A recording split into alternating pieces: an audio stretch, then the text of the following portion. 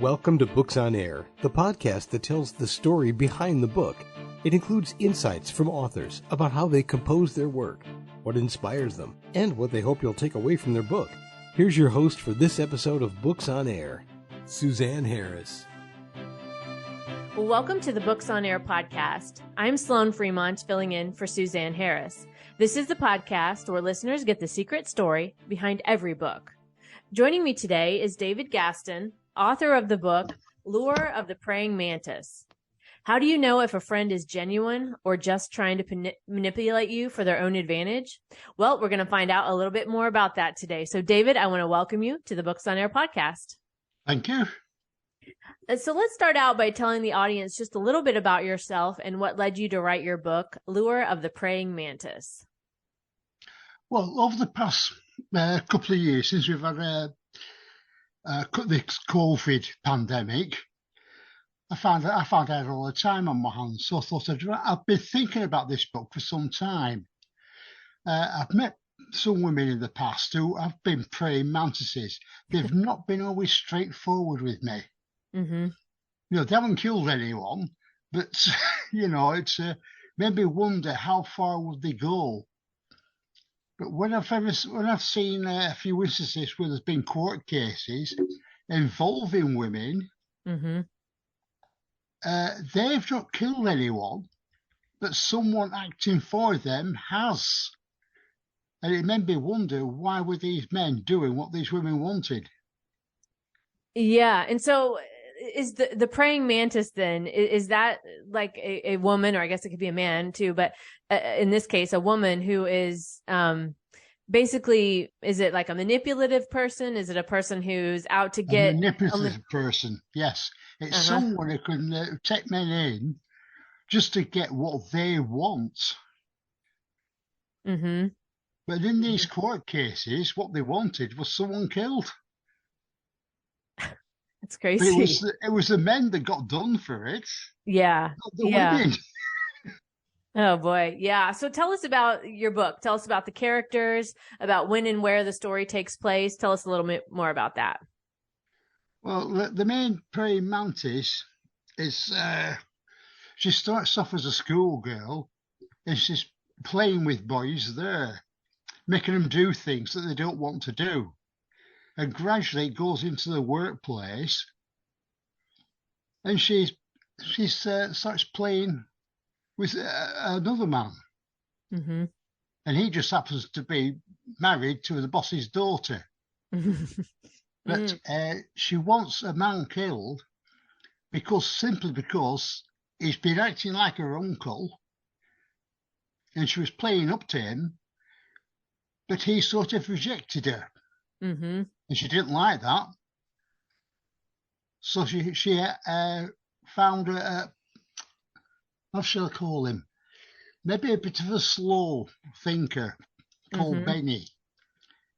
And she was able to manipulate him to actually kill the uncle. Mm. She wanted to see, could she actually do that? Anyway, she could, because Benny went ahead and killed her. Wow. And so this personality of this praying mantis, it's a really interesting way to describe, women that are like that. Are there signs that people can look for to be able to tell that praying mantis type of personality? Well, not really, because some of these praying mantises are very clever. Mm-hmm. They'll come on as a friend. They maybe even offer you something to do something for her, but she won't pay up. So it's a bit difficult to actually say what to look for. Mm-hmm. You have to use your own wits. Is this woman what I think she is? Yeah, I see. Okay. So let's go back to the book. Can you tell us maybe one of your favorite scenes that you wrote about in the book? Well, the one I liked about it was eventually the praying mantis got caught by one of her ex-school friends, wondering what on earth was going on, because she was a relative of Benny. Oh. And she was actually, the praying mantis was forced to kill her, which is something she didn't want to do. Oh, so the tables got turned on her. Yeah, she was hoping that this boyfriend of hers, who was married to the boss's daughter, she wanted him to do it, but he wouldn't. Oh, blind, excuse me. So instead, she had to do it herself. And in killing her, she went and left a piece of evidence in the car. So although she drove the car into a lake in a quarry, the police found it, and they found this piece of evidence. And that's how they were able to track her down. I see. So how did you come up with these scenes from your book? Was it from the research that you did in other court cases, or how did you come up with all the different elements of this? I suppose it was my mind, really, the actual scenes. But the person, like I said, I've met some women who've been a bit like that. And so I backed away from them. But, well. I see. Yeah. Okay. So what surprised you the most about writing your book? Sorry? What surprised you the most about writing your book? Like, were there any surprises when you were during the writing process? No, it went more or less the way I'd hoped it would go. Yeah. Well, that's good. I created two good detectives that work well together. And they were able to, like I said, crack the case. I see. Okay. What would you say sets your book apart from other books?